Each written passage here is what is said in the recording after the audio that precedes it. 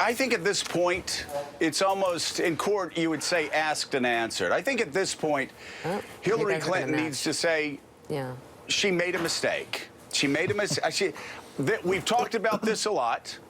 I made a mistake. I've talked about it, and you can certainly see it out there. In fact, there's a statement up on my website explaining how I'd never do it again. Now let's talk about what really matters, and that is Syria.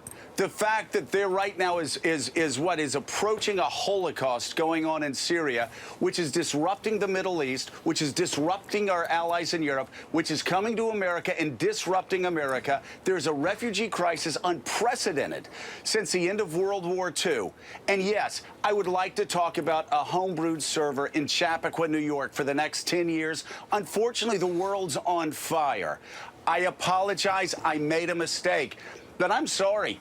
If people want to talk about email servers for the next 4 years, vote for Donald Trump. I'm going to try to figure out how to bring peace to Syria. I'm going to try to keep terrorism off the shores of the United States, and I'm going to worry about the things that Americans are worried about. Listen, when she explains, she loses. She's been explaining this now for a very long time. She needs a quick answer, and she needs to move on. And unfortunately for her, she's been in this business for 30, 40, 50 years, and she's incapable, as Joe was saying right now, of looking into the camera and saying, look, if you are sitting out there in Cleveland Heights, Ohio, and you have 2 kids in high school, and you're worried about those kids and their futures as well as your own economic future, and you think my emails are the most critical priority or the critical issue that we're facing as a country, then vote for my opponent, Bozo the Clown, and just move on.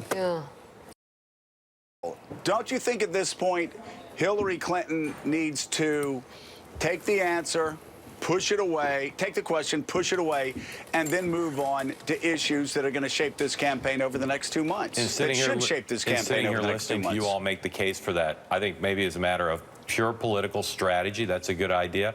As a journalist and as an American, I can't advocate that. I can't sit here and say, yeah, that's what she should do. Don't answer. Because there are unanswered questions. I don't think you can say, I'm sorry I did it, and then spend time explaining why you did nothing wrong. I think that there's lots else that's important in this election.